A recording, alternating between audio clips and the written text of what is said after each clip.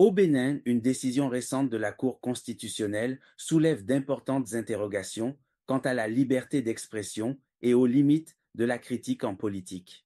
Cette décision, rendue dans le cadre d'une affaire opposant le très honorable Rachidi Badamassi à l'ancien président de l'Assemblée nationale, Adrien Hongbeji, met en lumière des incohérences dans l'application des lois sur la liberté d'expression. Au Bénin, la Cour constitutionnelle a déclaré conformes à la Constitution les insultes en politique.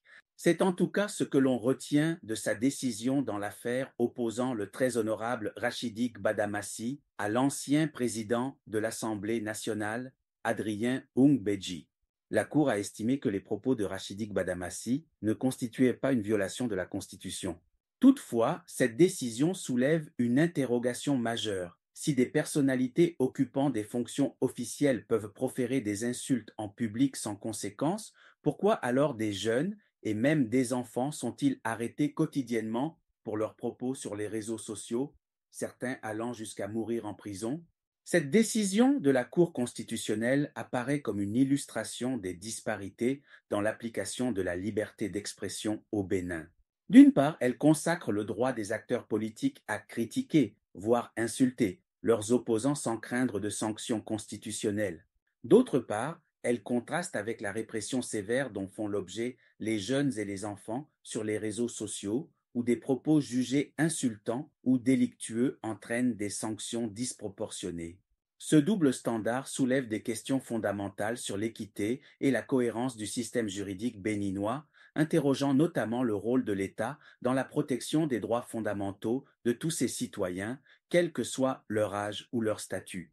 La décision de la Cour constitutionnelle, en déclarant constitutionnelles les insultes en politique, met en exergue une inégalité préoccupante dans le traitement des discours publics.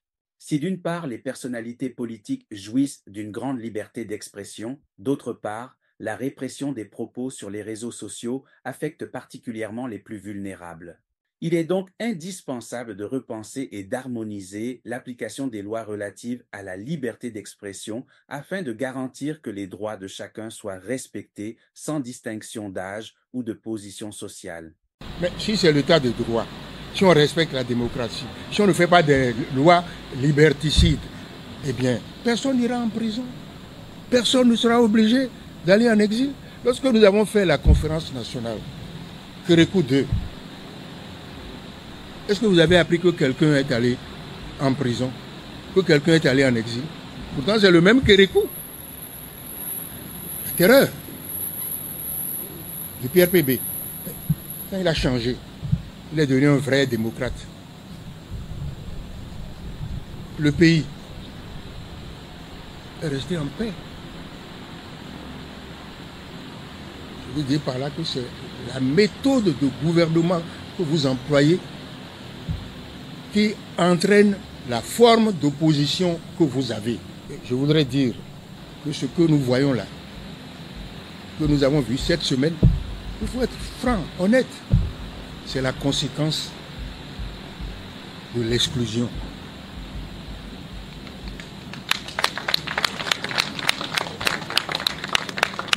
La victime n'est pas mon ami, n'est pas un ami, et vous savez pourquoi il ne peut pas être mon ami. Vous savez pourquoi cette victime-là ne peut pas être mon ami, n'est-ce pas? Donc, ce n'est pas la personne de l'intéressé qui me préoccupe. Ce qui me préoccupe, ce sont les principes. Il ne faut pas qu'un jour, lorsque quelqu'un rentre par la droite, d'autres sortent par la gauche. Il faut que nous restions toujours rassemblés pour construire ensemble le pays. Donc ma conviction forte, c'est que les prisonniers politiques, il faut les sortir.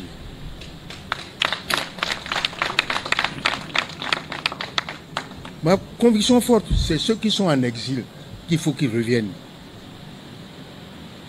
C'est comme ça que nous avons fait la conférence nationale. Et j'en appelle de mes voeux à ce que nous nous retrouvions sous l'arbre à palabres. Que nous mettions tout sur table. Que nous discutions de ce qui nous oppose les uns aux autres. Et que nous trouvions les solutions qui permettent à tous les enfants du Bénin de rester ensemble pour construire le Bénin. Voilà mon rêve. Et voilà le rêve du PRD. Voilà le déroulement de l'audience tel relaté par le site en ligne Banuto.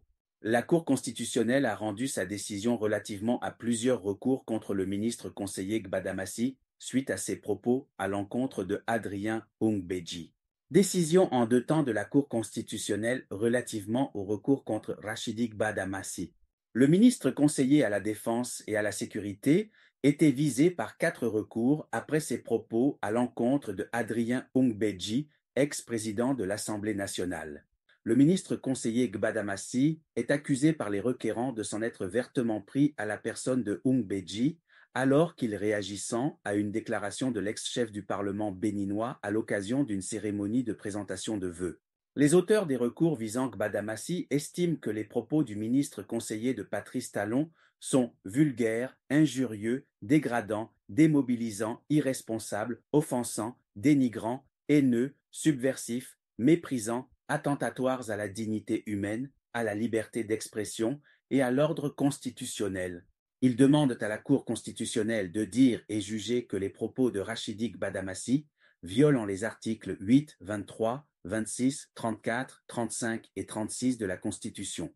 Un des requérants demande à la haute juridiction de constater qu'il est également violation de l'article 553 du Code du numérique.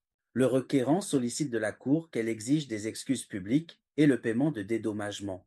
Rachidi Gbadamassi s'est défendu devant la Cour. Il a laissé entendre que ses propos ne violent aucune disposition de la Constitution. Le ministre conseiller a soutenu que son interview a valeur de réplique politique aux propos de Me Adrien Ungbeji. Le ministre conseiller a soutenu que sa déclaration selon laquelle « quand on n'a rien à dire, il faut se taire » est une formule classique de la rhétorique politique couramment employée dans le débat public. Il a laissé entendre que cette phrase est une recommandation, un conseil et non une interdiction de parler, encore moins une injonction ou un ordre de se taire. Les propos qu'il a tenus, Rachidi Gbadamassi assure qu'il n'avait pas pour visée d'empêcher l'ex-chef du Parlement de jouir de sa liberté d'expression. L'avocat de Rachidi Gbadamassi a soulevé l'incompétence de la Cour en ce que les propos en cause relèveraient des juridictions de l'ordre judiciaire au cas où ils auraient un caractère offensant et dénigrant. Après instruction des recours contre le ministre conseiller Gbadamassi, la Cour a tranché. Par décision en date du 20 février 2025, la Cour a rendu son verdict.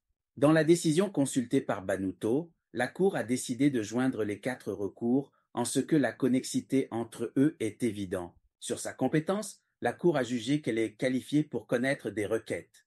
La haute juridiction a justifié sa compétence par le que les moyens articulés par les requérants contre Rachidi Gbadamassi sont non seulement fondés sur la violation des dispositions constitutionnelles, mais surtout imputent un tel intérêt de menacer l'ordre constitutionnel dont la protection relève de la Cour constitutionnelle.